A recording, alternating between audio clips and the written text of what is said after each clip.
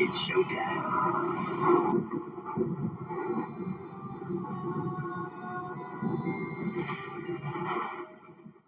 So, in regards to skeleton animals, going from a large, posable, two-headed skeleton snake to a small little skeleton turtle has no posability. Let's get into it. So, here's the turtle. You can see the shell is nicely done with all the details and wrinkles and cracks. There is no dry brushing on this particular piece, which is unfortunate. And then you can see the bottom, there's like nothing there. Like he's been gutted. There's not even a plastioderm. Like, I feel like Spirit could have done something more to make it look, well, less cheap. They could have molded the main turtle part, right? And then they could have like made a second sculpt of like a plastioderm just to put over here. Because, you know, turtles aren't just, you know, on top. There is a plastioderm which protects the turtle from the bottom. They could have done that. I mean, it didn't have to be perfect, but at least it would have made it look less cheap.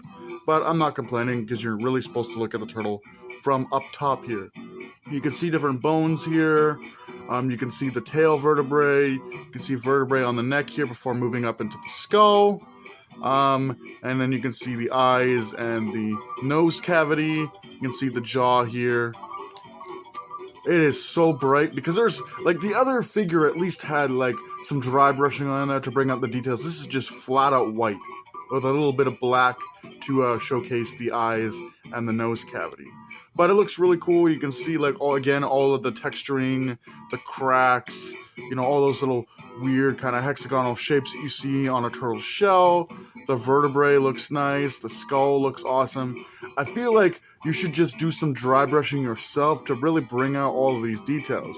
Because there are a lot of details to this little turtle skeleton that is just not being picked up on camera because of just the obnoxious amount of white here. They didn't even bother dry brushing this like they did with the big two-headed snake. It's just one color with like a bit of black here for the eyes and the nose cavity. But I'm not complaining too much. It's a pretty simple turtle, and for like $7, it's not bad.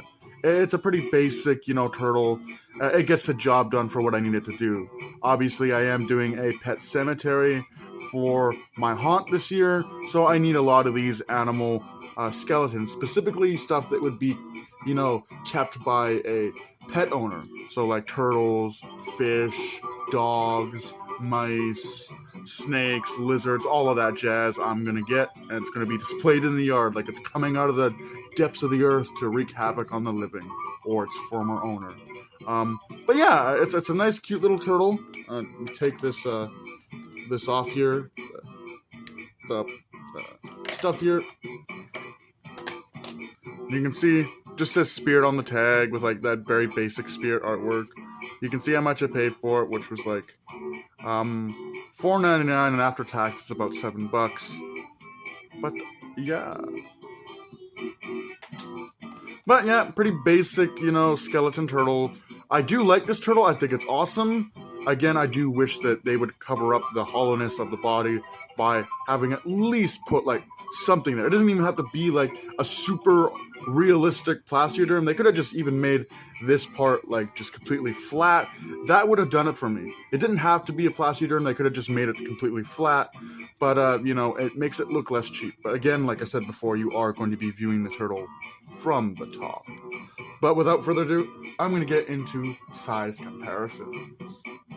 First up for comparisons, here we have it next to some Safari Ltd turtles, starting off with the Safari Ltd red-eared slider turtle, and you can see how cool they look together. Here it is next to the Safari Ltd baby sea turtle.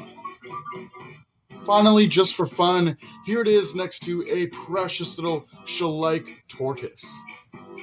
at the end of the night, I really don't have a problem with this particular skeleton from Spirit Halloween. I do wish that it did have some dry brushing, bringing out all those elaborate details. I mean, you could technically do it yourself if it really mattered that much to you. But I feel like for $7, you do get a life-size pet turtle, because that's basically what this is. It reminds me of the kind of pet turtle you might have growing up as a kid.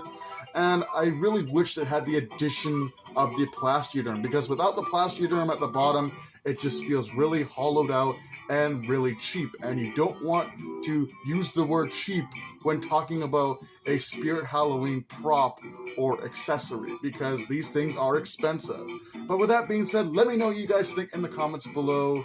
Do take care, happy haunts, and I'll see you in the next spooky video.